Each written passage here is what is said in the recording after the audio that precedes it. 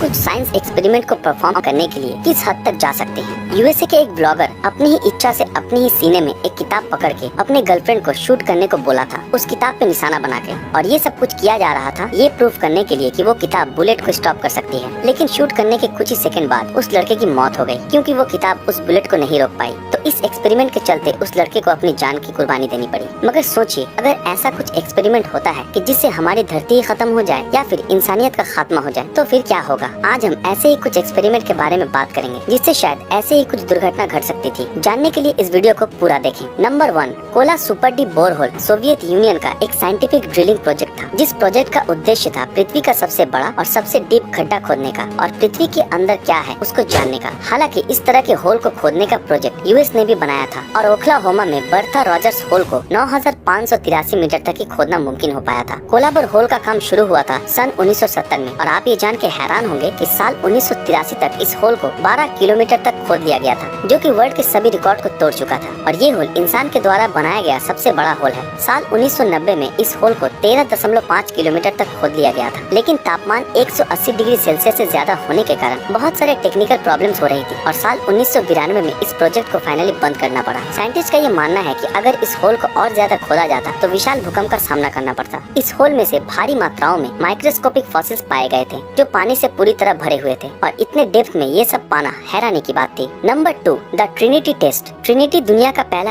Atomic bomb था जिसको United states army के द्वारा जुलाई 16, 1945 में ठीक सुबह 5:29 पर जोनार्डो डेल मुएर्तो नाम के एक रेगिस्तान में विस्फोट किया गया था, जो न्यूयॉर्क के सोकोरो से 35 माइल की दूरी पे स्थित है। एडवर्ड टेलर, जिसको the father of hydrogen bomb के नाम से भी जाना जाता है, वो इस प्रोजेक्ट के मेन साइंटिस्ट थे। पर आप शायद ये सुनकर चौंक जाएंगे कि हमारे एटमॉस्फेयर में सबसे ज्यादा नाइट्रोजन गैस है, जिसकी वजह से ये एटॉमिक बम इस एलिमेंट के साथ फ्यूज होके एक चेन रिएक्शन खड़ा कर सकता था और जिसके कारण पूरी दुनिया तबाह हो सकती थी। ये जानने के बावजूद भी यूएस गवर्नमेंट ने साइंटिस्ट एडवर्ड टेलर को ऑर्डर दिया था इस विस्फोट को करने के लिए। ये बम विस्फोट होने के समय जो दृश्य था वो बहुत भयंकर था। 20 किलोटन का एक धमाका हुआ जिसके कारण आग आसमान तक पहुंच गई थी और एक विशाल आकार के धुएं का बादल 40,000 किलोमीटर तक फैल गया था। आसपास के इलाकों में तापमान बहुत बढ़ गया था और जिस जगह बम फटा उस जगह 2 मीटर चौड़ा और 10 मीटर लंबा एक गड्ढा बन गया था। यहाँ तक कि इसके शॉक वेव्स 150 किलोमीटर तक महसूस किए गए थे। शुक्र इस बात का है कि कोई भी चेन रिएक्शन न होने के कारण ये टेस्ट सक्सेसफुल हुआ था। Number 3, SETI।